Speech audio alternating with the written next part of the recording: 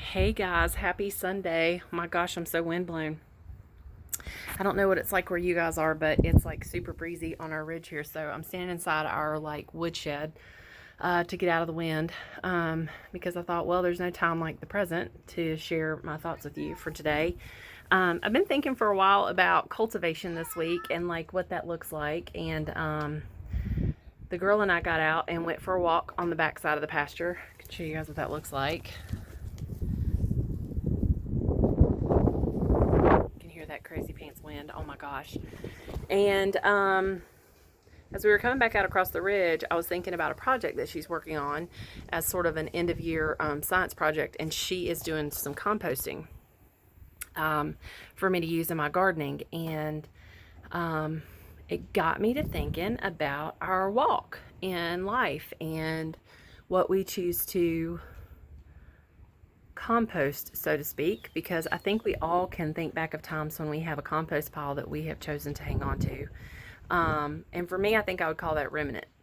So just a little bit of explanation on where my brain goes with this. In composting, you know, we take eggshells and coffee grounds and any sort of biodegradable decomposing piece of food. So it could be vegetables, fruit, whatever. I don't typically throw the seeds in because I don't want them to reproduce in my garden. But my daughter has poured it all into a bucket. So it's all in there together, right? And over time, it is going to rot down and it is going to get real gross. And we're going to pour it into a heap of soil that's really rich from the cow pasture. And we're going to turn it on a pretty regular basis and let it get heated and decompose and heated and decompose and heated and decompose. And over time, it's going to create this really beautiful soil for us to put back on our gardens, right?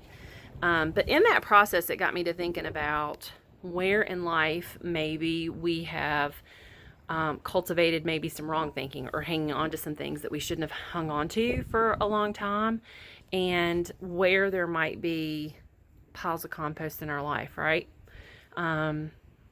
So for me, it might have been times in my life where I hung on to something that allowed me to identify myself as, you know, hurting or not wanting to heal from something, or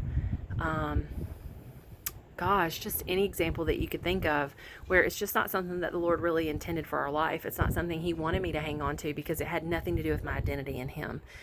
Because He is able to take all things away and handle them if I'll just give them to Him, right? And so what's really beautiful about this walk with Christ is we're not always really good at that. I'm not always really good at that. And so something He taught me about compost this week is when I finally choose to offer that up to Him, to pour it in the pile, in the heap, that's not in the bucket on the porch where I'm seeing it every day, but that's out in the field on the heap of soil, He can take that and He can turn it and He can heat it and He can put it through the fiery process. And one day it will become this really rich, amazing fertilizer. And I can put it back on my garden and there will be something so beautiful that will come from that, right? So sort of like beauty for ashes, because ashes are what's left over right after something burns. Sometimes we take ashes out of our wood stove and we put it on our compost pile because it's been known to make our soil really rich too. So just using all these natural sources that we have available to us.